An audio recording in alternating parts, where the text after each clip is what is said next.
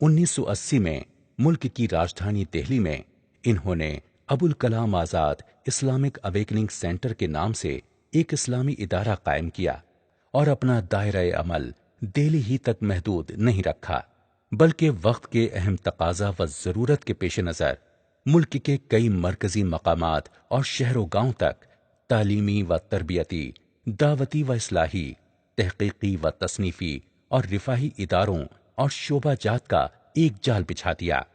بہت سی مسجدیں تعمیر کرائیں، اسکول و کالجز، مدارس و معاہد اور بیرونی مقیم بچوں اور بچیوں کی رہائش و دیگر سہولیات کے لیے 5 سے 6 منزلہ عظیم الشان خوبصورت عمارتوں کی تعمیر ان کی انتھک محنت اور قد و کاوش ہی کا نتیجہ ہے۔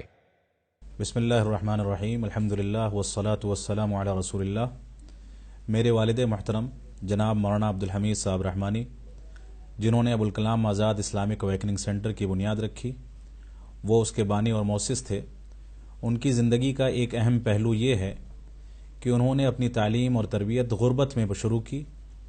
ان کے والدین نے، ان کی بہنوں نے، ان کے بھائیوں نے مزدوری کر کے اور گھر کے سامان اور اثاثے کو بیچ کر ان کی تعلیم کا حصہ حاصل کیا اور اس کے ذریعے سے ان کی تعلیم و تربیت کی گئی۔ وہ ذکر کرتے تھے کہ جب وہ تعلیم کے لیے ہاسٹل میں رہا کرتے تھے تو ان کے پاس صرف 2 کپڑے ہوتے تھے، کرتا اور پیجامہ، یعنی ایک جوڑا کپڑا۔ کرتے کو پہن کر وہ پیجامے کو دھویا کرتے تھے اور پیجامہ پہن کر وہ کرتے کو دھویا کرتے تھے۔ ان کی زندگی بڑی تنگی کی زندگی گزری۔ انہوں نے یہ بتایا کہ کبھی بھی ان کو پیٹ بھر کے کھانا کھانے کو نہیں ملتا تھا اور بڑی تنگی کی زندگی کے ساتھ انہوں نے تعلیم حاصل کی۔ والد رحمۃ اللہ علیہ نے جو مشکلات کی زندگی گزاری، اس کے نتیجے میں وہ ہم بھائیوں سے، خاندان کے افراد سے ہمیشہ اس بات کی تمنا رکھتے تھے کہ ہم آپس میں ایک دوسرے کا تعاون کریں، علم دوست بنیں اور غریبوں کا خصوصی خیال کر کے اس ادارے کو ترقی دیں، اور اللہ رب العالمین کے فضل و کرم سے یہ کسی حد تک ہم اس معاملے میں کامیاب ہیں۔ اللہ رب العالمین ہم کو اس بات کی مزید توفیق دے۔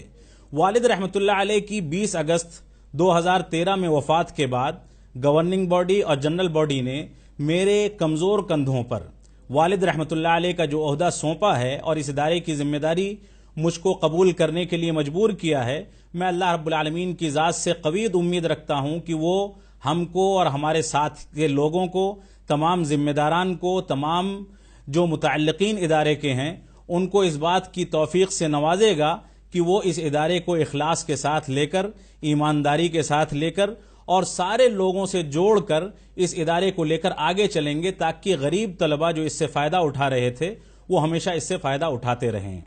والد صاحب رحمہ اللہ کی پوری زندگی قوم کی خدمت میں گزری۔ وہ ایک بہت ہی اچھے ایڈمنسٹریٹر تھے، عالم دین ہونے کے ساتھ ساتھ ایڈمنسٹریٹر بھی بہت اچھے تھے۔ بہت سی بیماریاں تھیں ان کو، ان بیماریوں کے باوجود بھی وہ 18 گھنٹے کام کرتے تھے، جو ایک جوان آدمی کے بھی بس کا نہیں ہے۔ اگست 2012 میں جب وہ آخری بار بیمار پڑے کافی زیادہ، تو ان کو تقریباً 1 مہینے کے لیے ہاسپٹل میں ایڈمٹ کرنا پڑا۔ وہاں سے کچھ حد تک بہتر ہو کے گھر آئے۔ اس کے بعد وہ مستقل بائی پیپ پر، آکسیجن پر اور ڈائلیسس پر پورا سال انہوں نے گزارا۔ بے ہوش ہو جاتے تھے آکسیجن کی کمی سے، جب ہوش آتا تھا تو ادارے کے بارے میں، اپنے بچوں کے بارے میں، پڑھائی کے بارے میں، یہ ساری چیزیں پوچھتے رہتے تھے۔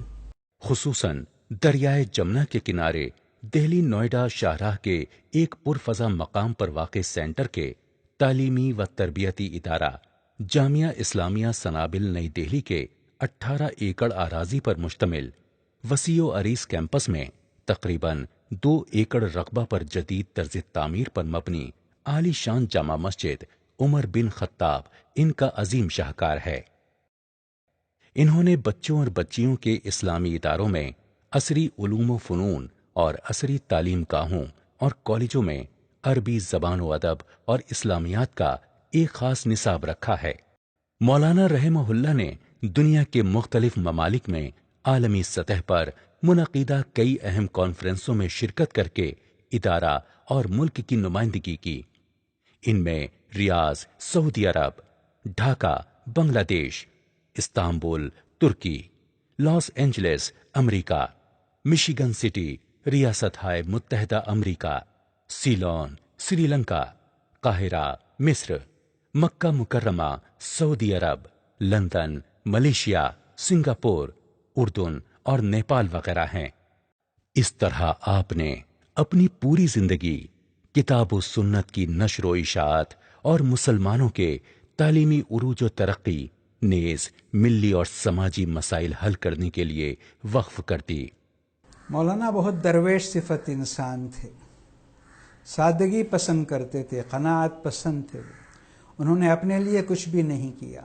इतनी बड़ी हैसियत उनकी हो गई, उनसे मिलने के लिए अरब और आजम के बड़े बड़े लोग आते थे।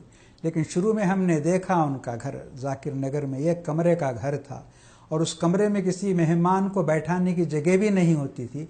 उस कमरे से बाहर एक दालान था, खुला मैदान था, उसमें एक दरख्त था। उस दरख्त के नीचे चारपाई बिछाकर वो बड़े बड़े लोगों का इस्तकबाल किया करते थे। तो गरज बहुत सी चीज़ें उनकी तबीयत में और उनके मिजाज में ऐसी थीं कि उन्होंने